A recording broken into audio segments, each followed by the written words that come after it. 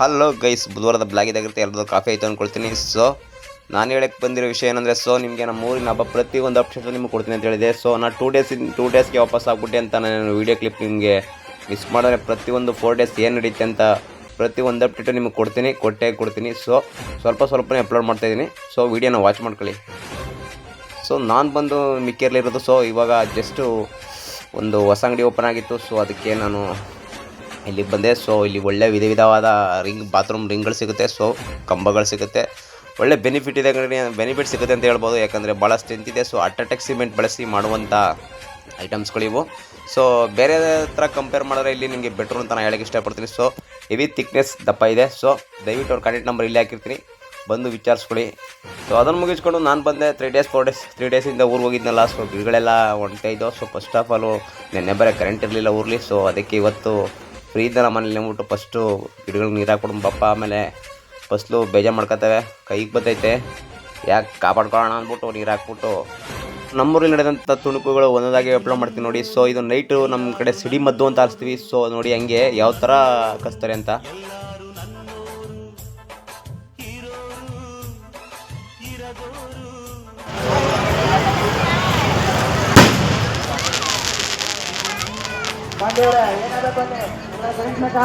ಇದು ಬಂದು ಭಾಳ ಗ್ರ್ಯಾಂಡಾಗಿ ಮಾಡ್ತಾರೆ ಸಿಡಿಮದ್ದು ಅಂತ. ಸೊ ಅತಿ ಗ್ರ್ಯಾಂಡು ಸೆಲೆಬ್ರೇಷನ್ ಅಂತೂ. ಸೊ ಇದು ನೋಡೋಕ್ಕೋಸ್ಕರ ನೈಟ್ ಎಲ್ಲ ಬರ್ತಾರೆ. ಸೊ ಜಾತ್ರೆ ವಿಶೇಷ ಏನಂದರೆ ಸಿಡಿಮದ್ದು ಅಂತ ಇದು ನೋಡೋಕ್ಕೆ ಕೆಲ ಜನ ಎಲ್ಲೇ ಸರ್ ಮುಂದಾಗಿ ಖಾಲಿ ಜಾಗದಲ್ಲಿ ಮೈದಾನ ಮಾಡ್ಕೊಳ್ತಾರೆ ಸಿಡಿಮದ್ದಿನ ಮಾಡುವಂಥವ್ರು. ಸೊ ಅವರು ಒಂದು 8 ಸೀಟು ಎಲ್ಲ ಫಸ್ಟೇ ರೆಡಿ ಮಾಡ್ಕೊಳ್ತಾರೆ. ನೈಟ್ ಕಸುವಂಥ ಸಿಡಿಮದ್ದಿದು. ಸೊ ಈ ಸೌಂಡ್ಗೆ ಎಲ್ಲ ದಿಕ್ಕಪ್ಪಲ್ಲ ಹೋಗ್ತಾರೆ ನೋಡಿ. ಜಾತ್ರೆ ನೋಡೋಕೆ ಬಂದವರೆಲ್ಲ ನೀವು ಸ್ವಲ್ಪ ಕೇರ್ಫುಲ್ಲಾಗಿ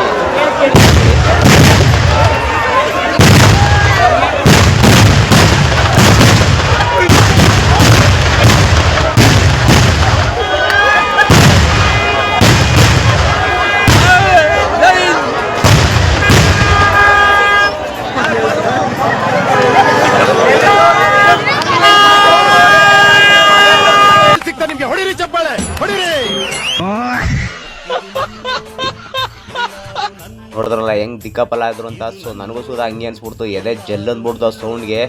ಏನು ಸೌಂಡ್ ರೀ ಯಪ್ಪ, ನನಗಂತೂ ಒಂಥರ ಆಗೋಯ್ತು. ಅಂಗಡಿಗಳಿದ್ದು. ಸೊ ಅದನ್ನೆಲ್ಲ ಒಂದು ವಿಡಿಯೋ ಕ್ಲಿಪ್ ತಗೊಂಡೆ. ಈ ನೋಡ್ರಿ ಎಲ್ಲೆಲ್ಲಿ ನೋಡ್ರಿ ಬರೀ ಹೆಣ್ಮಕ್ಳು ತುಂಬ ಹೊರತು ಗಂಡು ಮಕ್ಕಳು ಮಾತ್ರ ಒಬ್ಬರು ಇಲ್ಲ.